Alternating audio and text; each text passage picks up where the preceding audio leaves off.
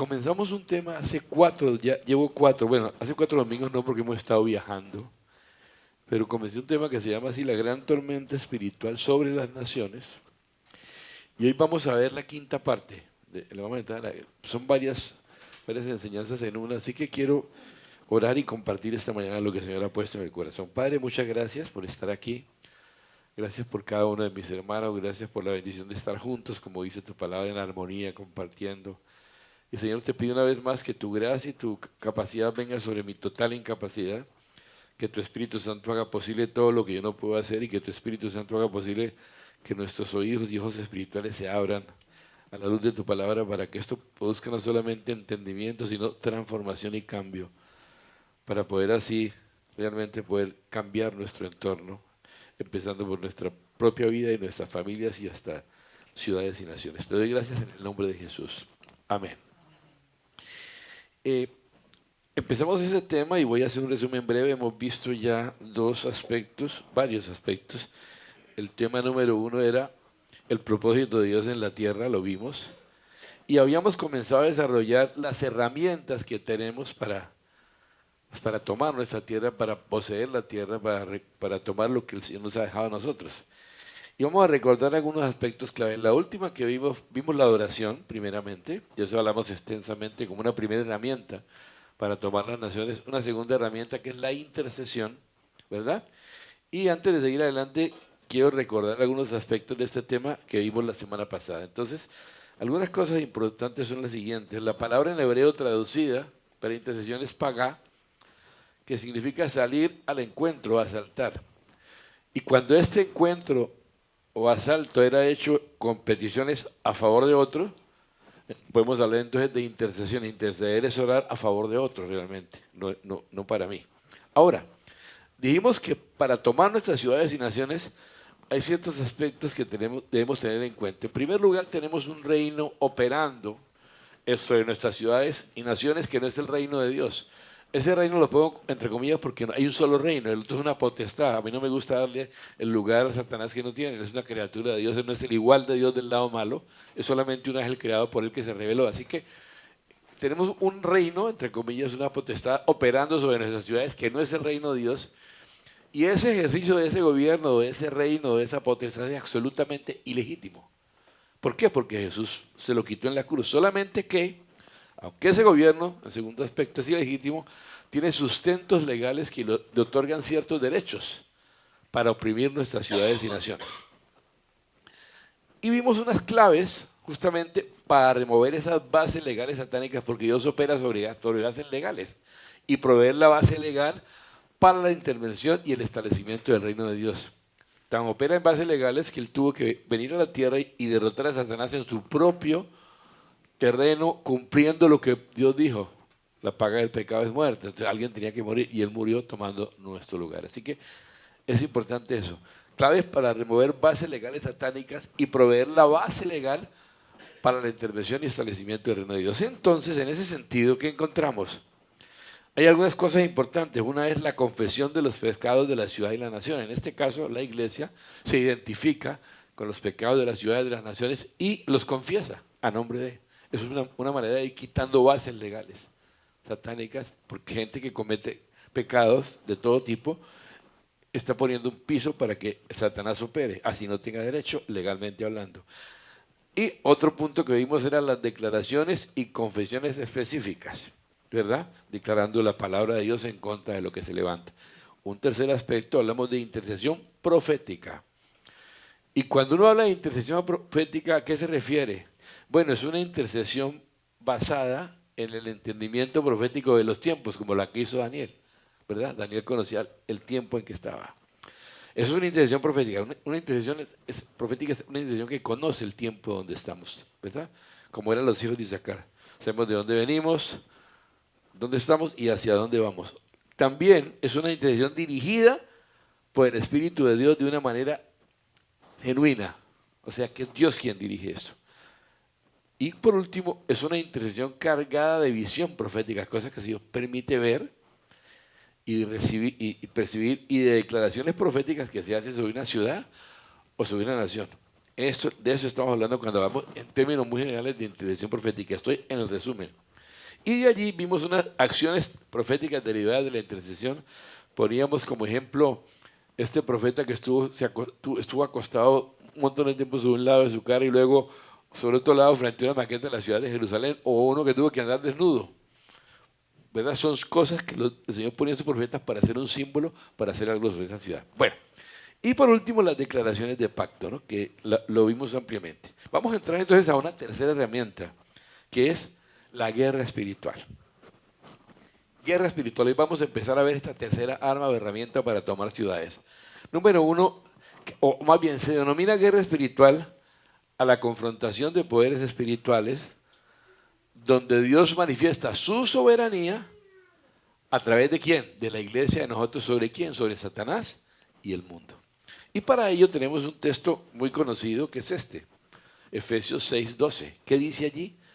Porque no tenemos lucha contra contra sangre y carne, perdón, sino contra principados, contra potestades, contra los gobernadores de las tinieblas de este siglo, contra huestes espirituales de maldad en las regiones celestes. Este es el texto de Reina Valera.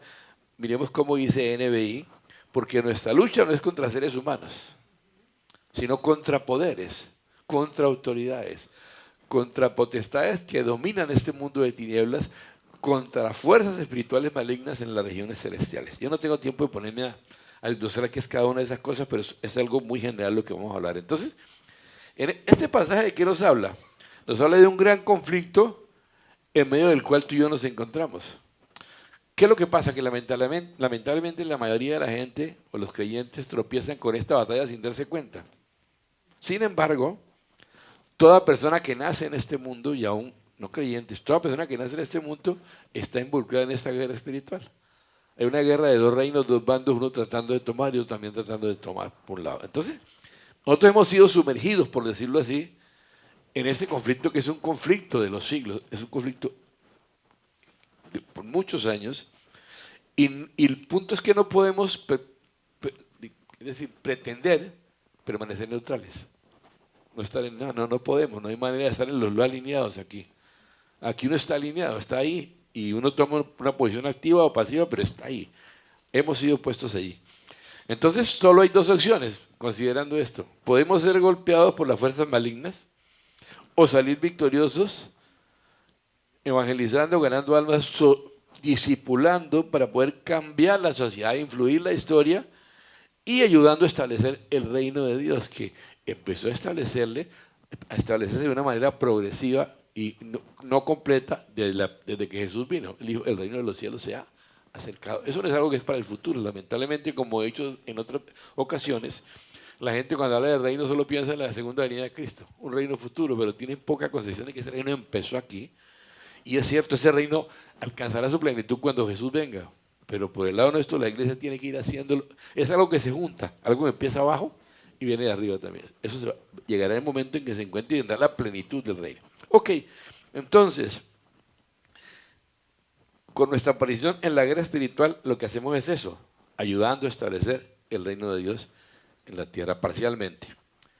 Entonces, estemos listos o no, estamos en la batalla. ¿Por qué? Cuando tú y yo nos enlistamos como creyentes, Jesús nos encuentra, automáticamente entramos en esa guerra, estamos allí. Entonces, no es asunto de preferencia. El conflicto espiritual empieza reconociendo que ya estamos en medio de él. Eso no podemos ignorar eso, estamos en medio de un conflicto espiritual. Ahora, lo primero que todo cristiano debe saber, y esto es muy importante, porque a veces le damos más valor al diablo, a lo que él hace, que a lo que Jesús hizo. Lo primero que todo cristiano debe saber es que Dios ya ha vencido el diablo, a Satanás, a través de la obra de Jesús en la cruz, perdón. Como lo dice Colosenses 2. Aquí es clarísimo, este texto lo dice muy claramente. Miren lo que dice aquí. Y despojando a los principados y a los potestades, los exhibió públicamente, triunfando sobre ellos en la cruz. Eso está hecho. Eso estuvo hecho. Están derrotados, ¿verdad? Entonces, ahora bien, casi todos los creyentes confiesan, dicen con su boca, sí, que Jesús derrotó al enemigo del Calvario. Sin embargo, ese conocimiento mental de que Él lo derrotó en el Calvario y que tenemos autoridad sobre Él no es suficiente. Eso es una parte fundamental. No es suficiente el asunto así. Porque frecuentemente le permitimos a Satanás, quien sabemos ya vimos que fue derrotado, le permitimos sacar ventajas sobre nosotros y a veces los cristianos actuamos más como víctimas que como vencedores, que es lo que Cristo nos destinó a hacer. Muchas veces está esperando que nos dé, el diablo me hizo, el diablo me miró, todo es así el diablo, y estamos como víctimas en vez de saber que somos vencedores. Y él dice que el enemigo está debajo de nuestros pies. Él es la cabeza, nosotros somos el cuerpo y nosotros somos los pies de Cristo. El enemigo está debajo de nuestros pies. Eso es una realidad espiritual. No está encima, está debajo. Como hijos de Dios no debemos ser víctimas jamás. Pero si entendemos los principios de la guerra espiritual y cómo Él opera, el punto es que lo resistiremos y venceremos. De eso se trata. Este conflicto, ahora, aquí es interesante esta parte porque esto va desde la dimensión personal, ¿verdad? Hay una dimensión personal de la batalla espiritual que es la liberación, acerca de lo cual no voy a hablar de eso ahora, pues tiene que ver con tratar con espíritus en personas, que es más frecuente de lo que uno piensa. Y hay una dimensión más amplia como iglesia, que lo que llamamos ya guerra espiritual en ese sentido, que hay que entenderla, porque a veces con eso se ha cometido un poquito de desbalance. Entonces, como en el caso de los temas que hemos desarrollado antes, la alabanza, la adoración y la intercesión son herramientas que tenemos para cumplir con lo que Dios nos ha llamado a hacer.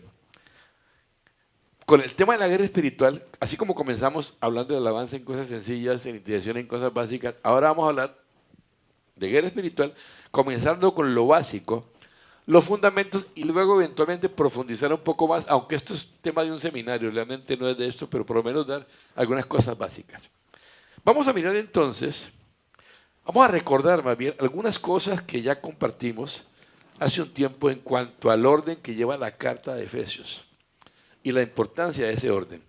¿Qué encontramos? En los 3 primeros capítulos de Efesios, Pablo se centra solamente en describir, en los 3 primeros, lo que Dios ya ha hecho en Cristo a favor de nosotros. 3 primeros capítulos de Efesios. Él está describiendo lo que Dios hizo ya en Cristo a favor nuestro. Empieza por ahí. Entonces empieza con pasajes como este. Bendito sea el Dios y Padre de nuestro Señor Jesucristo, que nos bendijo con toda bendición espiritual en los lugares celestiales en Cristo Jesús. Nos va a bendecir, no, nos bendijo. Y este otro, y juntamente con Él nos resucitó y asimismo nos hizo entrar en los lugares celestiales con Cristo Jesús. ¿Dónde está Satanás y sus huestes? En regiones celestes, en la atmósfera. Nosotros estamos en lugares celestiales, por encima, con Cristo Jesús, pero no para quedarnos ahí, ay, qué tremendos que somos. Esto es muy importante. Para mostrar en los siglos venideros las abundantes riquezas de su gracia, en su bondad, para con nosotros, y aquí está la clave, ¿en quién? En Cristo Jesús. Todo está ahí, todo está en Cristo. Cristo es el centro de todo.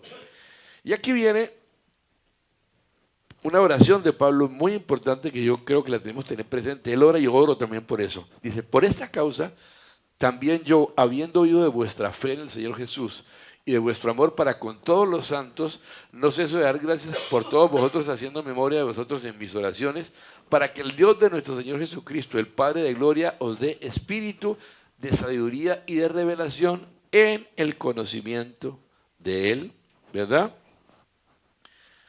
Alumbrando los ojos de vuestro entendimiento. Está orando para que venga revelación, para que sepáis cuál es la esperanza a que Él os ha llamado. ¿Cuál es la riqueza de la gloria de su herencia en los santos? ¿Y cuál la supereminente? Se le acaban los adjetivos. La supereminente grandeza de su poder para con nosotros los que creemos según la operación de su fuerza. ¿De qué está hablando aquí? Pablo está orando para que recibamos luz en 3 cositas, 3 aspectos. Posición. ¿Quiénes somos? Primero, que entiendan quiénes son ustedes ahora. Segundo, posesión, la herencia. Somos coherederos con Cristo. La herencia de Cristo es nuestra. ¿Entiendes lo que es eso? Y por último, poder. El poder que actúa en nosotros, que ahí más adelante lo describe como el poder que usó el Padre para levantar a Jesús de entre los muertos. Porque cuando Jesús estuvo en la cruz, todo el poder de la muerte espiritual a través de toda la historia antes fue puesta sobre Jesús. Y el Padre tuvo que resucitar a Jesús teniendo en cuenta todo eso. Entonces, en los 3 primeros capítulos, yo les recomiendo leer Efesios. Cuando usted ande por ahí tambaleando, leas Efesios. Punto. y créaselo, porque primero es leerlo y no creerlo y hacerlo. Entonces, el capítulo 2 dice algo que es contundente. Esto es muy chévere, Efesios 2:1. Esto, mire lo que dice. Y Él os dio vida a vosotros cuando estabais muertos, escucha, en vuestros delitos y pecados. ¿De qué está hablando? Aquí dice, Él les dio vida. Pero aquí no está usando el término griego bios, que se refiere a vida física. Está usando un término que es zoe. Él les dio zoe. ¿Qué quiere decir? Les dio vida de Dios. Vida espiritual, vida de Dios. Lo que está diciendo es que nosotros ahora tenemos la vida de Dios, es decir, la naturaleza de Dios en nosotros. Y si vida en este contexto habla, si vida en este contexto habla de la naturaleza de Dios, ¿de qué hablará muerte? De la naturaleza de Satanás. La naturaleza de Satanás es muerte, la naturaleza de Dios es vida. Entonces, a causa de Cristo Jesús, por causa del Señor Dios, el creador del universo, Jesús me habita a mí, ya no me habita Satanás, me habitó, claro que me habitó, a todos nos habita antes de llegar a Cristo. En alguna medida nos maneja. Ese es el punto de la muerte espiritual, ser dirigidos por cualquier cosa menos por Dios, exactamente por el opuesto. Por eso antes de Cristo, uno no decidía si pecaba o no pecaba, eso era como así. Es decir, me gustó un ejemplo que alguien dio, nuestra naturaleza cambió. ¿Qué quiere decir? Ustedes saben que un animalito, un cordero, come pasto por naturaleza. Y un tigre pues va a comer carne por naturaleza. Al cambiar la naturaleza, la tendencia cambia, eso es lo que pasa. Ya no tenemos la tendencia a pecar. Podemos decidir y podemos pecar, pero no estamos, digamos, agarrados y llevados directamente al matadero, no. Y no estoy diciendo que esté bien hacerlo. Ahora, entonces, Pablo se dedica primero a mostrarle a los efesios quiénes son, y esto es clave, porque nadie puede entrar en la batalla espiritual sin primero ser consciente de quién es. ¿Quién es? ¿Qué tiene y qué puede en Cristo? Si uno no es consciente de quién es, qué tiene y puede en Cristo, ni se meta en eso, activamente, ¿no? Porque si entra sin ese conocimiento y sin esa revelación, sin apropiarse, porque el cuento no es conocer, apropiarse de ello, por fe, ya entró derrotado. Porque escúchame esto, una de las primeras cosas contra las que el diablo va a arremeter es tu identidad. ¿Quién eres tú? ¿Y tú quién eres? Bueno, es fácil, yo soy un hijo de Dios, es suficiente. Eso ya es. Ahora, decirlo a creérselo, ahí está el asunto, ahí está el asunto. Y en el capítulo 4 entonces, hace como un corte, y mira lo que dice el Efesios 4:1, esto hablamos bastante hace unos meses. Ya cambia, ¿no? Después de que le he dicho todo eso, lo que son, lo que tienen y lo que pueden, cambia, ¿no? Yo pues, preso en el Señor, os ruego que andéis como es digno de la vocación con que fuiste llamado. ¿Qué está diciendo? Vamos a analizarlo un poco más. Mire la otra NBI, ¿cómo dice? Por eso, yo, que estoy preso por la causa del Señor, les ruego que vivan de una manera digna del llamamiento que han recibido. ¿Qué está diciendo aquí? Ya lo vimos, nosotros hablamos del andar digno. Una serie hicimos completa de todas esas cosas que habla allí. Terminó de hablar entonces Pablo en los 3 primeros de todo lo que Dios hizo por mí y ahora va a comenzar a hablar de todo lo que yo debo hacer en Él. Pablo habló de lo que Él hizo en mí, ahora yo comienzo a hablar de todo lo que yo debo en Él comenzar a hacer. Pero ¿cómo se hace? En virtud de lo que Él ya hizo, no por mi propia fuerza. Basado en lo que Él ya hizo, yo empiezo a caminar de otra manera. Entonces, por eso es que dice, anden como es digno, no dice, anden para que sean dignos. Anden como lo que son. ¿Verdad? Si son un hijo de Dios y son una nueva criatura, muévanse como tal. Pero no dicen muévanse para que sean, no es por obras. De paso se ha dicho. Entonces, y este andar digno nos habla de andar en humildad, mansedumbre, paciencia unos con otros, en amor, guardando la unidad del Espíritu. Está todo el capítulo en los dones, los ministerios, la renovación de la mente, algo fundamental. Esto es de las cosas más importantes que hay. Y por eso muchos cristianos están 20 años de cristianos, bueno, muchos más, y no cambia nada. Porque es que además de nacer de nuevo, tenemos que renovar nuestra mente. ¿Quién? Él, no nosotros. O sea, coger esos pensamientos que han generado nuestra conducta y cambiarlos. Porque si no se cambian, pero que la palabra dice, vamos a seguir obrando igual que antes, no va a pasar nada. Y no es que no hayamos nacido nuevo, solo que solamente el nuevo nacimiento ha premiado mi espíritu, pero no mi alma, no mi mente. Entonces yo puedo ser un cristiano y no estoy diciendo que me voy a ir para el infierno ni nada por el estilo. No, sí, pero no camino más, no doy un paso, porque sigo pensando igual que un no cristiano. Y mi comportamiento es reflejo de lo que pienso. Punto. ¿Tú quieres ver qué piensa alguien que tiene aquí? Mira cómo se comporta. ¿Ya? Es una cosa, es fácil, es lineal. Ahora, dice, y dentro de esto de andar en humildad, toca un aspecto fundamental. Mira este Efesios 5, es lindo.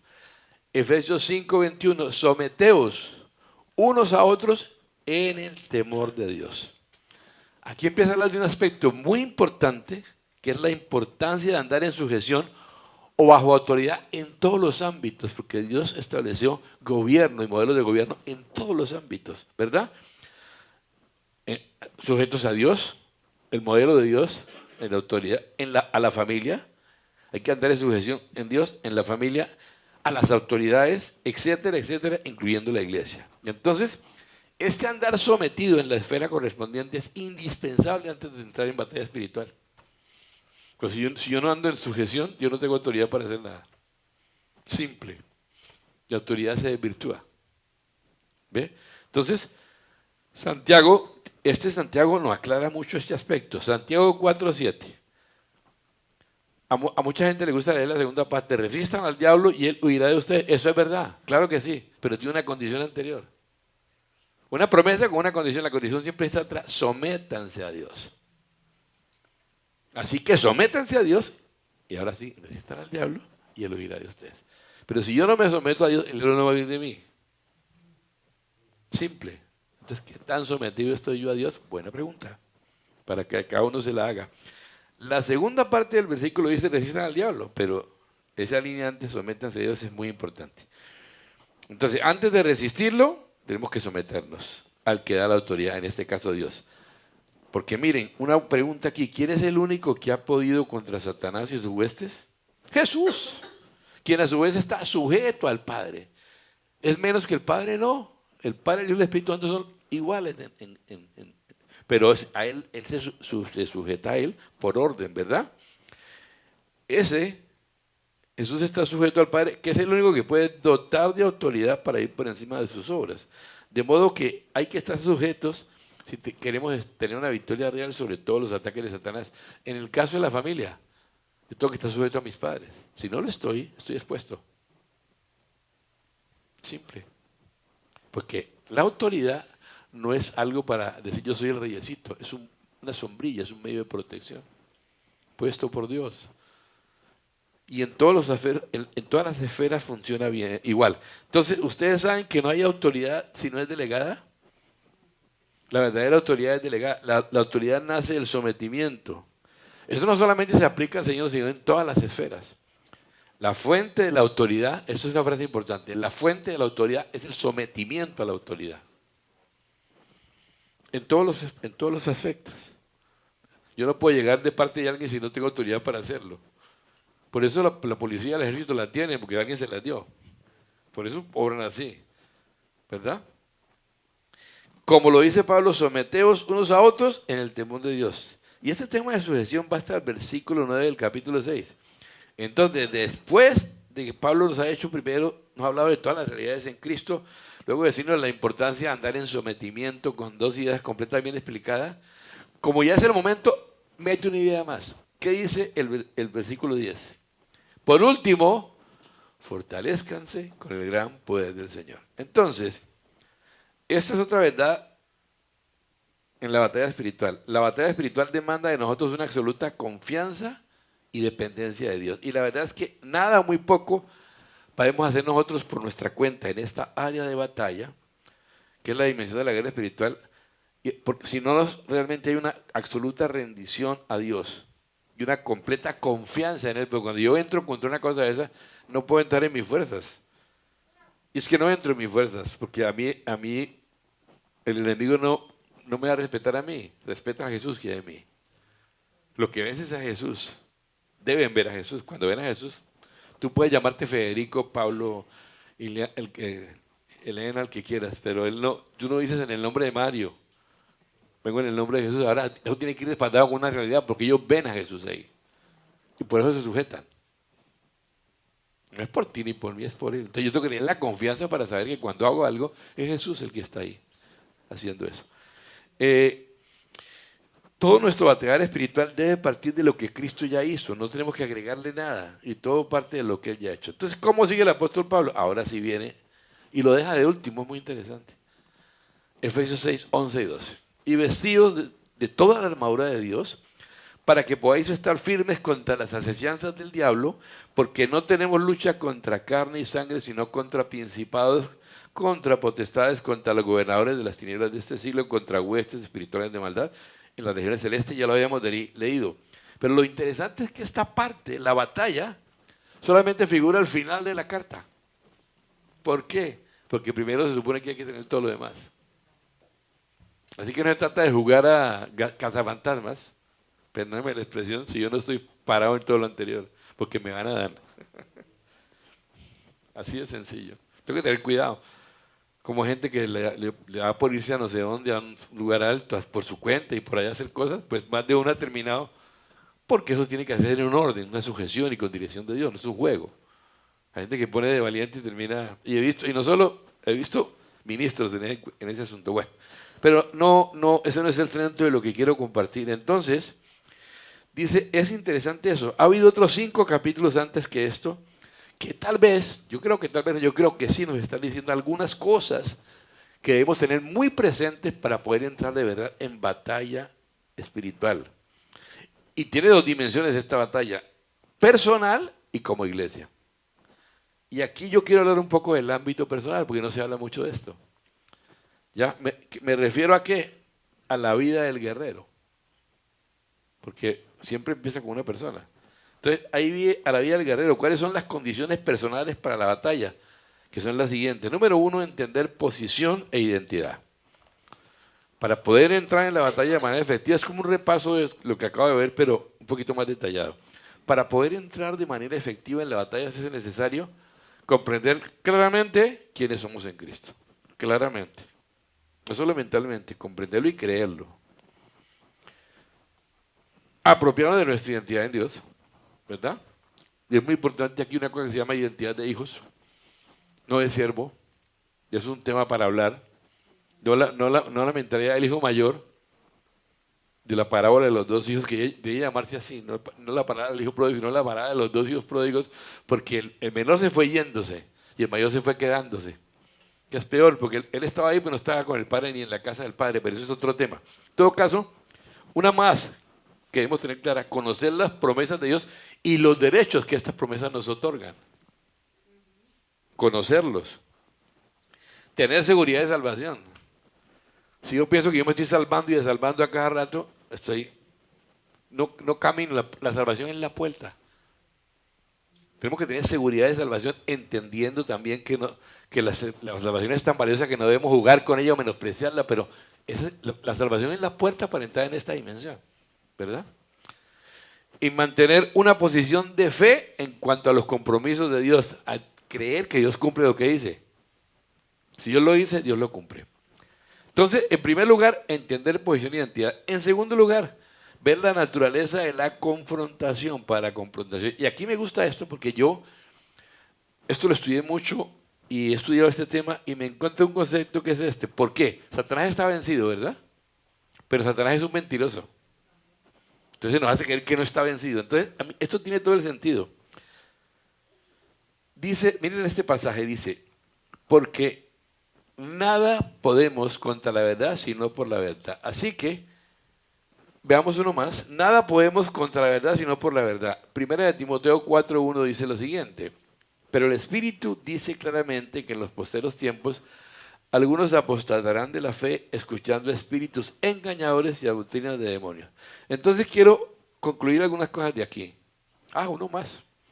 Segunda de Tesalonicenses 2:8 tenía un texto más. Y entonces se manifestará aquel inicuo a quien el Señor matará con el espíritu de su boca y destruirá con el resplandor de su venida. Entonces, atentos, la guerra espiritual no es fundamentalmente una confrontación de poder contra poder. sino de verdad contra mentira. El diablo lo que hace es mentira. El poder para derrotar al diablo mayor es la verdad, no otra cosa. El poder satánico reside en el engaño, ¿verdad? Si está vencido, ¿cómo así que? Está vencido. ¿Qué más podemos decir? Y el poder del engaño reside en la mentira. El diablo es un mentiroso. Y ruge como león rugiente, pero sin dientes. Un león que ruge, pero no tiene dientes, hace mucho ruido. La confrontación espiritual comienza, esto es muy bueno, estoy hablando a nivel personal, no lo olviden. ¿Quieren ser guerreros? Empiecen por aquí. La confrontación espiritual comienza cuando de manera deliberada, intencional, tomamos un compromiso de vida con la verdad. Caminamos en verdad. Eso sí que es guerra. Alguien que camine verdad, eso es una guerra. O sea, si llega a un lugar donde no caminan en verdad y usted está ahí, eso es guerra. Solamente caminando en verdad y haciendo lo correcto. Ya, eso es un nivel muy alto. Tremendo. Entonces, la verdad es que el poder de la verdad es el mayor para derribar fortalezas demoníacas. ¿Qué pasa? Al quitar el fundamento de la mentira, el poder del engaño es destruido y las fortalezas establecidas sobre esa mentira comienzan a caer, como naipes caen. No podremos tener éxito en la confrontación de principados sin un compromiso con la verdad en todos los aspectos de nuestra vida. Yo no puedo poner a hacer locuras si yo no camino en verdad, porque me van a... Recuerden estos hijos de Exeba que vieron que Jesús echaba en el nombre de Jesús, que alguien echaba, y llegaron ellos a hacer lo mismo y dijeron, bueno, nosotros conocemos a Pablo, sabemos quién es Jesús, sabemos quién es Pablo, ustedes quiénes son. Y se llevaron su buena. Eso no está ahí está ahí porque puede pasar. Entonces tenemos que ser muy cuidadosos con eso. ¿Y en qué nivel nos metemos? Y si Dios nos dirige. Entonces, uno más, al confrontar las potencias espirituales de maldad, la verdad de vida y la verdad declarada le darán poder a nuestra confrontación. Escucha esto, verdad de vida y verdad declarada. Yo no gano nada con disparar versículos si yo no los vivo. Es más o menos eso. Lo que yo declare tiene que ir en línea con lo que yo vivo, no lo que yo digo. Eso es muy importante. Si estoy declarando cosas que me las sé, me voy en la palabra, pero no son verdad en mí, no tienen mucha fuerza realmente. No hay autoridad al confrontar si no hay verdad en mí. El diablo lo sabe. Ellos saben, él sabe. No sabe como el Espíritu Santo, pero sabe. La mentira comienza cuando me cierro la verdad. Esto es interesante. Miren, este es un nivel tan común y tan sutil. Óiganme esto. La mentira comienza cuando me cierra la verdad. Cuando no la escucho, cuando no la recibo. ¿Conoce gente así? En ese momento me expongo a la actividad y al poder del engaño. Hay gente que no recibe nada, no escucha nada y se cierra todo. Lo que no creen que es lo que ellos piensan hasta luego. Bueno, ahí se quedarán.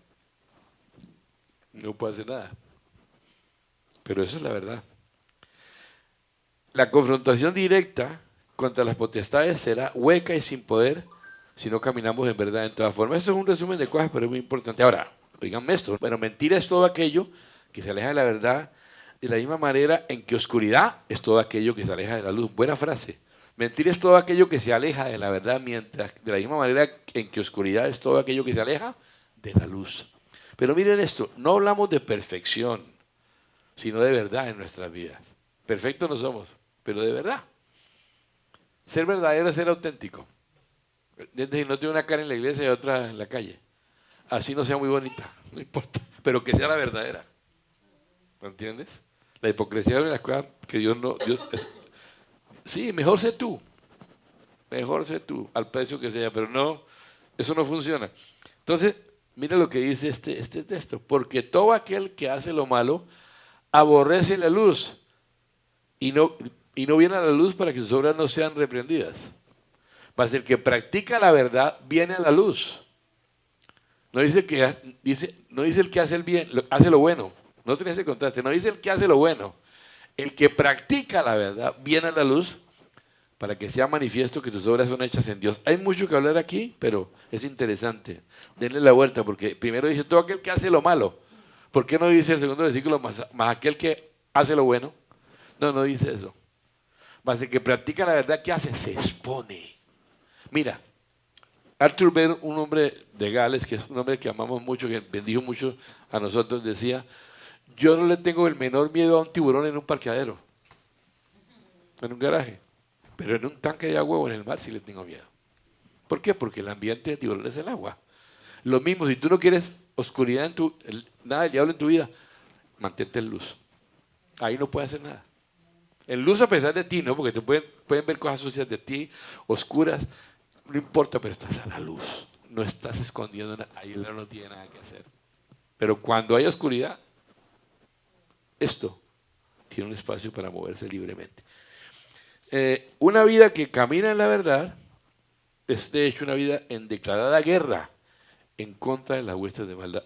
Esto lo vimos al principio de lo que hablé. Una vida que camina en la verdad es de hecho una vida en declarada guerra en contra de las huestes de maldad. Al diablo no le gusta gente que camina así, en verdad. Que no estamos hablando de que está reprendiendo ni guerreando, no, está caminando de una manera tal que la oscuridad dice, uy, no, no, pues tú seguramente tú has encontrado en el ámbito laboral con personas que cuando tú caminas recto, no, tú sientes que el asunto es grueso ahí en contra, tú sientes una cosa fuerte. Es eso. Un aspecto más, ¿cómo guerreamos a nivel personal? Vencer el mal con el bien. Mira, no seas vencido de lo malo, sino vence con el bien el mal. ¿Te tratan mal? Trátalos bien. ¿Sí? No te dejes vencer por el mal, dice otra versión la NBI. Al contrario, vence el mal con el bien. ¿Sí? Entonces el principio de vencer el mal con el bien nos habla de lo siguiente, mira, una conducta que deliberadamente vaya en contra de la actividad espiritual demoníaca que opera en el lugar en que vivimos y que estamos confrontando. Vamos a explicarlo. ¿Cómo yo venzo el mal con el bien? Cuando tengo una conducta que deliberadamente va en contra de todo lo que se está moviendo demoníaco que opera en el lugar en que vivo y que estoy confrontando. Entonces, por ejemplo, para romper ciertos patrones ancestrales espirituales, de familia o lo que sea, necesitamos tomar un compromiso serio con pagar el precio para que por medio de nuestra vida sean quebrantados esos patrones. Si una familia tiene un patrón de cierta conducta, y yo llegué al Señor, yo tengo la oportunidad de romper eso. Pero no es orando nada más haciendo guerra, es caminando al contrario, para que ese patrón no se perpetúe. Es actuando, no es solamente... A la gente le gusta quedarse en el tema etéreo un poco, no. Tú caminas al contrario y empiezas a cambiar todo. ¿Verdad? Dice, si en nosotros quiere, por ejemplo, si en ti o en mí quiere tomar autoridad un patrón espiritual en cualquier área, sumado a nuestra confrontación directa con el bien, debemos vencer el mal que quiere tomar autoridad sobre nosotros, yendo deliberadamente en contra de esa conducta a la que nos quiere obligar. Porque a veces esas cosas vienen en la genética espiritual, en las generaciones, cosas que vienen de familia y uno se siente obligado a hacer eso, ¿no? Como que, entonces, ¿qué hay que hacer? Practicar lo opuesto. No, ahora no. Mi familia tiene eso, yo voy a hacer exactamente lo contrario. No solo oré, me huevo al contrario. No voy a hacer esto. Si mi familia no hay sino divorcio, yo voy a quebrar eso. Por ejemplo, si mi familia no hay sino, no sé, alcoholismo, yo voy a caminar en contra de eso. Cualquier cosa, es un ejemplo. Un punto más en la vida personal. Nuestra confrontación contra los principados debe ir acompañada de conductas que vayan en la dirección opuesta de aquellas que esos principados quieren inducir a practicar sobre el territorio en que ejercen influencia. Pero este es mejor. No hablamos del bien y del mal en el sentido de hacer cosas buenas y dejar de hacer cosas malas. Hablamos de romper patrones espirituales de conducta, ejercitando en la práctica de nuestra manera diaria de vivir la verdad de Dios que se opone a la maldad que los demonios quieren provocar. En cuestión es una vida de testimonio real, no resumámoslo fácil. Ese es otro aspecto clave, mantener el lugar de dignidad. Proverbios 27:8, cuando hablamos de un tema que compartimos, se llama el lugar de Dios, la importancia del lugar de Dios. Hay un proverbio que dice lo siguiente, Proverbios 27:8, cual ave que se va de su nido, tal es el hombre que se va de su lugar. Cuando yo me muevo del lugar de Dios, yo me estoy exponiendo por mi cuenta. ¿Sí? Y es un lugar de dignidad. Los lugares no son perfectos, pero si es el lugar en que Dios me ha puesto, más vale permanecer ahí, a menos de que Dios te saque, pero que sea Dios. Pero yo cuando estoy en el lugar de Dios, tengo todo. El lugar de Dios me da el allí de Dios del que hablaba Pastor Randy. Provisión, bendición, todo en el lugar de Dios, que no es el más cómodo para mí siempre. Al contrario, a veces puede ser todo lo contrario. Puede ser el más incómodo, pero es el lugar de Dios. No el que se me ocurre a mí. Entonces, este otro sí habla esto ya de lugar de dignidad. Judas 1.6 dice, está hablando de los ángeles que la rebelión de Satanás, los ángeles que se fueron con Satanás, y a los ángeles que no conservaron su señorío original, sino que abandonaron su morada legítima, los has guardado en prisiones, cadenas eternas bajo tinieblas para el juicio del gran día. Y aquí, y a los ángeles que no guardaron su dignidad, sino que abandonaron su propia morada, los ha guardado bajo oscuridad, es parecido. En todo caso, ¿de qué está hablando? Es necesario mantenernos en nuestra dignidad, el lugar en que Dios nos ha dado, el que hemos alcanzado para tener éxito en cuanto a nuestra vida. Entonces, es mantener nuestra dignidad. ¿En qué aspectos cuando hablamos de eso? Mantener nuestra posición como hijos de Dios. Esa es la dignidad que tenemos. Tú y yo somos hijos de Dios. Pensemos en eso cuando vamos a actuar en algo. Pensemos en eso cuando vamos a decir algo. Pensemos en eso cuando nos estamos moviendo en un ámbito. Somos hijos de Dios, no se nos olvide eso. ¿Verdad? Mantener nuestro lugar de autoridad, es decir, el lugar de la fe al que hemos llegado, de que nos hemos apropiado. No, ahorita que llevo una vida de fe, ahora de pronto resulté, ¿no? Muerto de susto, ¿no? Y sin entender lo que soy y todo lo que me ha costado llegar hasta ahí en fe. Mantenemos en la dignidad del llamado que hemos recibido de Dios. El llamado es una dignidad, es una posición. Y uno no puede ser inferior a esas cosas. Alguna vez escuché un hombre de Dios que cayó en una actividad, cayó en pecado, y él decía, es que olvidé el lugar, abandoné el lugar de dignidad que Dios me había dado. Punto. Esa fue la base. Me olvidé de quién era en Dios por un momento, porque así hace el enemigo, ¿no? El enemigo te deja ver el momentico chiquito, te hace un close-up. Uno trabaja en televisión en planos abiertos, muestra, es lo primero que uno muestra. Un plano abierto muestra el ambiente, ¿no? Pero el diablo no te muestra la periferia, te muestra el puntico. El momento es chévere, pero no te muestra lo que hay alrededor del momento. Eso es lo que es el diablo. Te hace poner el ojito en una sola cosa que te va a durar no sé cuánto, depende de que sea.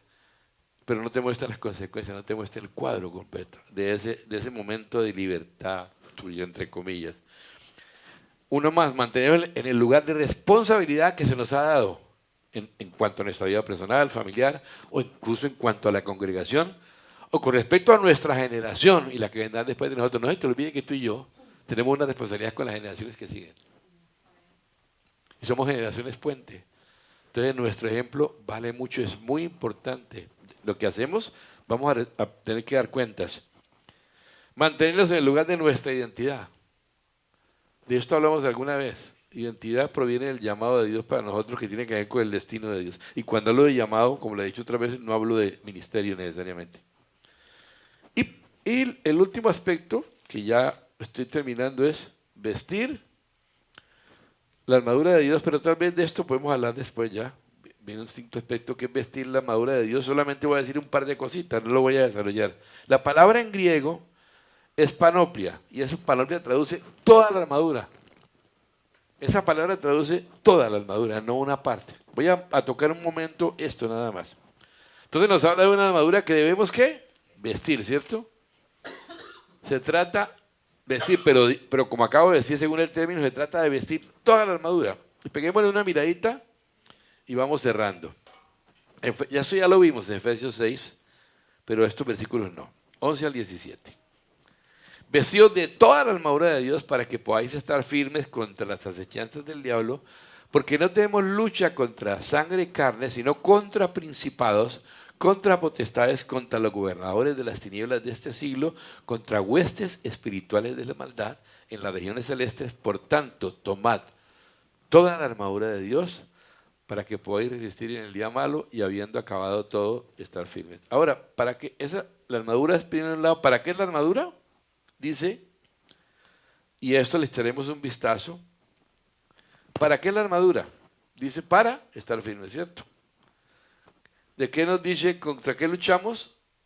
¿Verdad? No tenemos, es decir, es estar firmes es uno de los propósitos de la armadura. Nos está hablando primeramente de mantenernos en una posición y defenderla, ¿sí? Pero también está hablando de una guerra ofensiva también, es una armadura. Entonces no tenemos por qué esperar que Satanás tome la iniciativa en la batalla. Tenemos que entender que nuestra batalla es absolutamente ofensiva, es ir contra ellos.